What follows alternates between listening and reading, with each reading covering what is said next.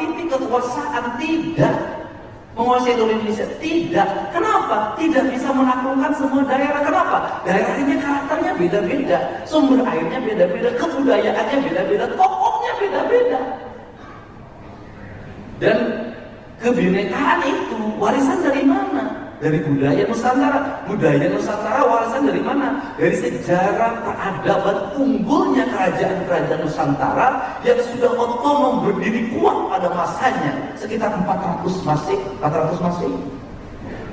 Nah, kita masuk ke era di mana sentralisasi tersistem dalam sebuah tata kelola pemerintahan dari pusat sampai daerah.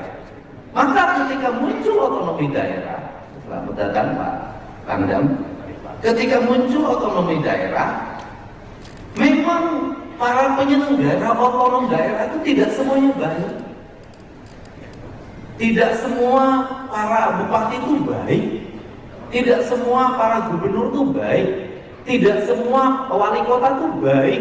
Yang tidak baik banyak, yang korupsi banyak, tapi yang berhasil juga banyak.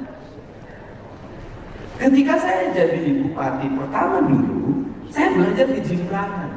Waktu itu, kepala daerah di Jimbrana itu mampu membangun sistem telekomunikasi lokal.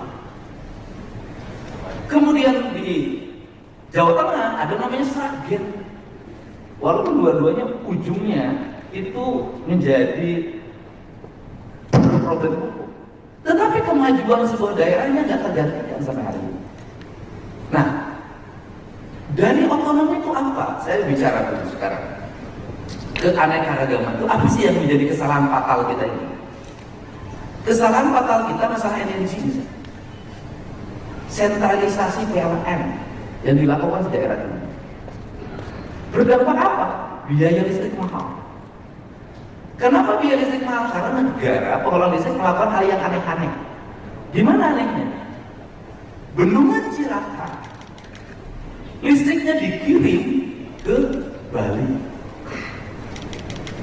Berapa pasang tiang listrik yang disebutnya Banega, orang sudah bilang Sutek, meliputi berapa ribu hektar dan melewati berapa ribu kilometer. Kemudian yang di bawah Cirata dapat listrik dari mana? PLN. Listriknya dari mana? Dikirim dari Banten. Tenaga listriknya apa? Batu bara. Kemudian di daerah terhampar apa? Listrik yang dibangun dari air. Kemudian listrik yang dibangun di air ini kemudian diambil oleh orang-orang yang punya duit, dikomersialisasikan, dibangun listrik yang 3 megawatt, yang 5 megawatt, di mana-mana tersebar yang di desa-desa itu dijual lagi ke PLN.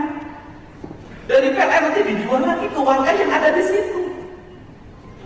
Padahal negara kalau mengambil inisiatif mikrohidro itu dibangun oleh desa-desa dengan dana desa, didampingi oleh ahli-ahli di bidang pembangunannya. Mereka tinggal terima hasilnya. Di seluruh Indonesia itu terhampar apa? Rakyat punya kemandirian energi, rakyat punya kemandirian air. Dan semua maaf, kalau ngomong perang, Indonesia sulit dikalah. Kenapa?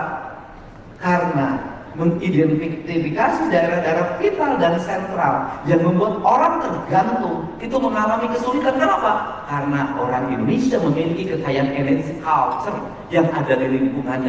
Tidak semuanya tergantung pada PDAM, tidak semuanya tergantung pada PLN, tidak semuanya tergantung apa? Di bom sekalipun berbagai titik sentral, dia masih tetap hidup. Ada sumber makanan di lingkungan, ada sumber energi. Kekayaan ini sering dilupakan oleh kita untuk membuat tersentral dan satu titik. Kenapa? Justru itu adalah kelemahan.